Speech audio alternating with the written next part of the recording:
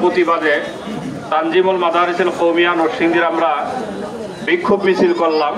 এটা আসলে বাংলাদেশ খেলাফত মজলিস কেন্দ্রীয় কর্মসূচির অংশ হিসাবে নরসিংদী জেলা শাখা বিক্ষোভ মিছিল করেছে এবং ইসলামী ছাত্র আন্দোলন বিক্ষোভ মিছিল করেছে।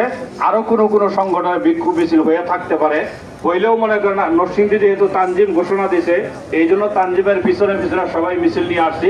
বক্তব্য রাখবে তানজিমের নেতৃবৃন্দ। আলহামদুলিল্লাহ রাব্বিল আলামিন। সংগ্রামী মুজাহিদ ভাইরা আমার, হুজুর মেসেজ দিতে চেয়েছেন। আজকে অনেকেই বিক্ষোভ মিছিলের আয়োজন করেছে। বাংলাদেশ খেলাফত মজলিস, ইসলামী আন্দোলন বাংলাদেশ, জমিয়তে উলামা ইসলাম বাংলাদেশ সকলেই যখন তানজিম ডাক দিয়েছে, তানজিমের ব্যানারে ঐক্যবদ্ধভাবে সকলে বিক্ষোভ এবং মিছিলে অংশগ্রহণ করেছে। অতএব জাযাকুমুল্লাহ আহসানাল জাযা। এই পর্যায়ে আমাদের সামনে বক্তব্য রাখবেন নরসিংদী বাজার কেন্দ্রীয় জামে মসজিদের সম্মানিত ইমাম আলহাজ হযরত মাওলানা মুফতি রবিউল ইসলাম। মুফতি রবিউল ইসলাম।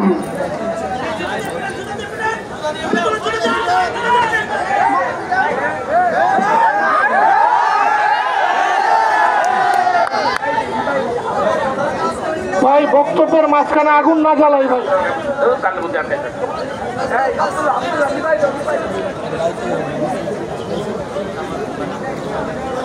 আলহামদুলিল্লাহি ওয়াহদা ওয়াসসালাতু ওয়াসসালামু আলা মান লা নাবিয়্যা বা'দা।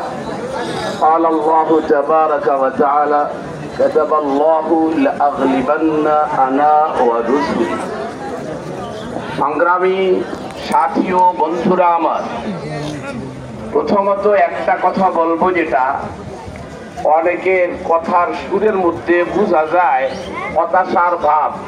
আহারে, যেই অস্ত্র নিয়ে আমাদের ভাইদের উপরে আক্রমণ করছে, এইবার আর উপায় নাই। ব্যাপারটা এরকম নহে। আল্লাহ রাব্বুল আলামিন ইমানদারদের ব্যাপারে ক্লিয়ার জানিয়ে দিয়েছেন, বিজয় কখনো বেঈমানের হবে না। আল্লাহ স্বয়ং বলেছেন, আমি লিখে দিলাম, মুখে কথা দিচ্ছি না। লিখে দেওয়ার দ্বারা টাইট করা উদ্দেশ্য। লিখে দিলাম আমি আল্লাহ, বিজয় হব আমি আল্লাহ, বিজয় হবে আমার রাসূলগণ, আর যারা আল্লাহর রাসূলের অনুসারী তারা। কারণে আমি আপনাদের কাছে জানতে চাই, আজকের এই জিহাদ ইমানদারদের পক্ষে আর জালেমদের বিপক্ষে। এবারে থেকে না বেঠে কারণে কোরআনের ভাষ্য অনুযায়ী, হাদিসের ভাষ্য অনুযায়ী এই জিহাদে আজ না হয় কাল, পশু না হয় পশু, আমাদের বিজয় সুনিশ্চিত। এবারে না বেঠে। নাম্বার 2 যেটা বলবো সেটা হলো এই যে, আমরা শুধু দাবি দোয়া করে বসে গেলে চলবে না। দাবি দোয়ার জায়গায় দাবি দোয়া থাকবে, ওরা কি করবে না করবে সেটা আমরাও জানি। অতএব কারণে খালি দাবি দোয়া নয়, প্রথমত আমাদের নিজেদের জিম্মাদারি যতটুকু আছে তা পালন করতে হবে। নাম্বার 1, ইসরায়েলের পণ্য, আমেরিকার পণ্য, সাথে সাথে এই ভারত জালিম, তাদেরই দোষর, তাদের পণ্য চিরতরে বয়কট বয়কট।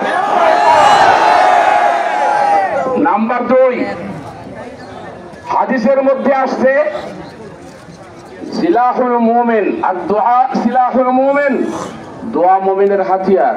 আমার আশ্চর্য লাগে তখন যখন ইমানদার এই মুহূর্তেও দোয়া করতে সময় আমাদের মজলুম ভাইদের কথা, মা বোনদের কথা, মাসুম বাচ্চাদের কথা যখন চোখের সামনে রক্ত পড়তে দেখতেছি, এই দোয়া যখন ভুলে যায়, আমরা মিনিটে মিনিটে, সেকেন্ডে সেকেন্ডে দোয়ার মিসাইল, দোয়ার আণবিক বোমা ইসরায়েলের উপরে ছুড়ে মারতে রাজি কে দেখে ধরে। নাম্বার 3, এক দূরে যথেষ্ট না। আল্লাহ তো রেডিওতে কইছে, ওয়াইদু লাহুম মাসতাতাতুম মিন কুওয়া ইলা আখিরি। এটা কি খালি বসে থাকতে কইছে নাকি দোয়া করা, না রেডি হওয়া লাগবে? রেডি তো হইছি না, কি দিয়া খালি হেরা করব না, আমরাও করতে হবে। আমাদের প্রত্যেকের অস্ত্র ট্রেনিং নিতে হবে, তারপরে মানসিক ভাবে রেডি। জীবন দেব, রক্ত দেব, সন্তান দেব, স্ত্রী দেব, সম্মান দেব, বিসর্জন দিয়ে হলেও বাইতুল মুকাদ্দাস জালেমদের অপবিত্র হাত থেকে ছুটায়া আমাদের হাতে ফিরিয়ে আনতেই হবে। কি বলে না? জালেমরা একটা কথা কইছে, এই ট্রাম্পে আর ওই যে তেনাই কইছে, তেনাই হু এই কইছে কি কইতেছে বলে এই গাজা আর ফিলিস্তিনকে খালি করে দাও তোমরা, এটা খালি করে দিতে হইব, রিসোর্ট বানাইবো, এটা বানাইবো, এটা দর্শনীয় বলে বানাইবো। আমরা বলতে চাই গাজার একটা মুসলমানও আফগানিস্তান থেকে হটবে না তোমরা, বরং পরিষ্কার